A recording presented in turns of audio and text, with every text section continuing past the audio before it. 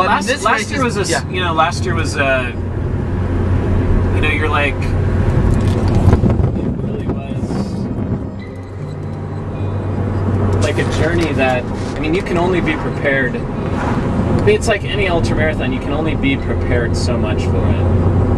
And when you enter another culture in another country and you travel halfway around the world, even though one might think, oh, this is Europe, you know, this can't be that much different. The exciting thing I think about the Spartathlon is that not only are you entering another culture that has a lot of differences. I mean, it is European, but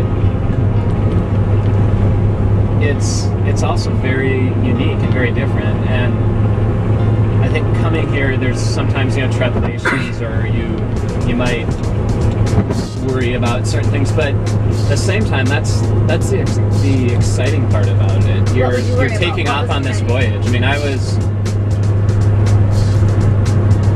the other thing that I was just captivated in, you know, wanting to come here for the first time too is the history. I mean, the rich history. I mean, we think, you know, history with something like Western States is, sure, it's 30 years old history or whatever, and you can date back to actually, you know, a couple hundred years, you know, if you go back, and sure, the native trading routes in terms of getting over the Sierras were Western States Trail, but you're talking about history here that's thousands of years older, and, you know, you're going through some of these ancient cities and, you know, villages that, believe it or not, the stone is still, although it might be crumbled down or broken, you're going through these ancient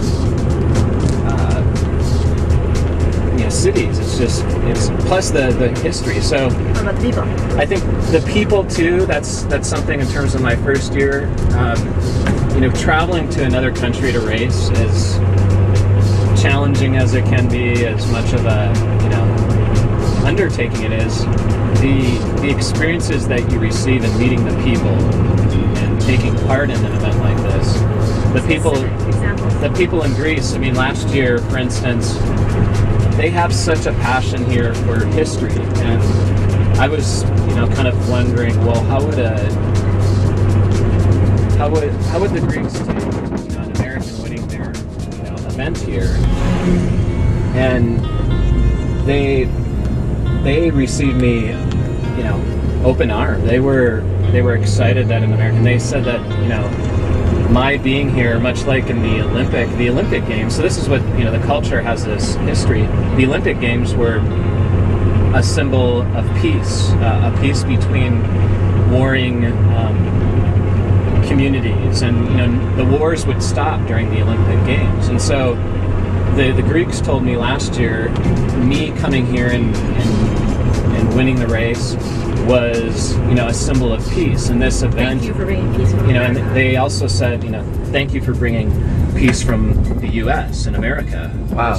And so it's really a profound, I think that's one thing about this event, it's so profound and deep. I mean, any ultra-marathon event brings you to that deepness within inside, but then here, there's this depth of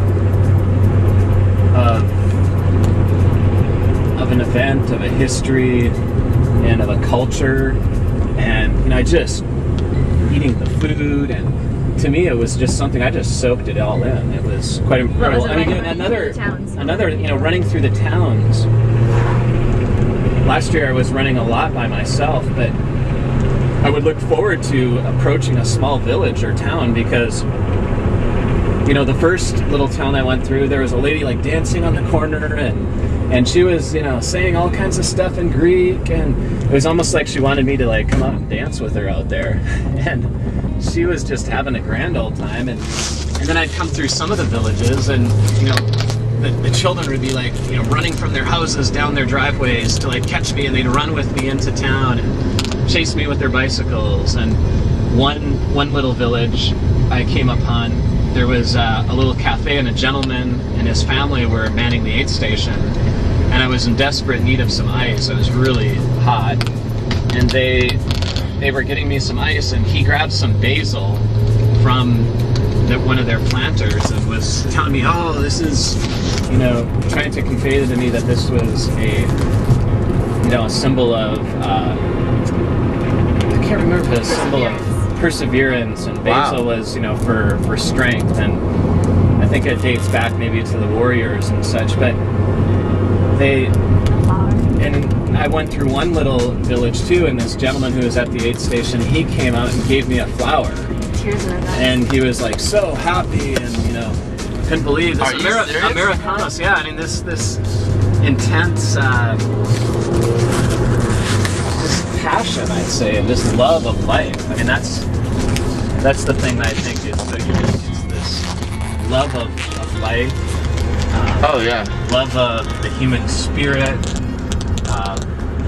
Love of athleticism too. Even though it's interesting, you know, the Spartathlon doesn't have many Greek runners in the race itself compared to some of these other countries, but that's the other flavor I loved about this race. It was so international.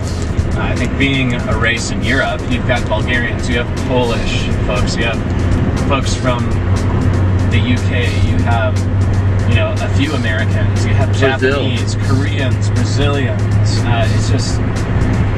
It's just an incredible international field. And also the great competition. I think last year, having the competition and having some of these athletes and having the opportunity to run against them. And who are some of the athletes you remember well? Stefano from Italy, I think Baldini.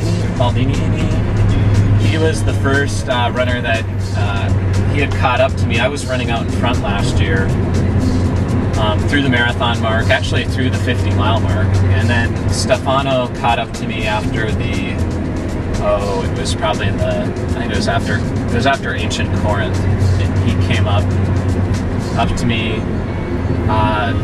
Valmir Nunes came up on me closer to ancient Nemea. Ran with him for a while. Sakiya Ryochi from Japan, who ended up placing second. He and I actually had a duel for quite a while after close to around the 100-mile mark. We were battling it back and forth for a while, running together until after the mountain pass, where I took the lead for good. But he's you know, world champion multiple times in the 24-hour event. Otaki, I think, is another Japanese runner who placed third. I never actually ran with him, but he ended up finishing third. So it's just. So does it rank as one of your most one of the best ultra experiences of your life? I mean, is it that high? Yeah, I'd have to say it was. It definitely ranks up there. I mean, was it my best performance? I can't say it was. Well, not performance. I mean, just overall experience. Yeah, like the richness of the experience. Yeah, the richness and the depth of the experience, both from, say, a competitive and also, you know, competition-wise, but also just the depth of the cultural experience, the experiencing the people, experiencing the land. It's just sometimes even hard to describe it in words. So do you think your experience, your experience from last year gives you an edge this year? I mean, you're better prepared this year than you were last year, aren't you? Oh, I definitely think knowing the course a bit more, knowing certain sections of the course and what's important, you know, where is it going to be hottest.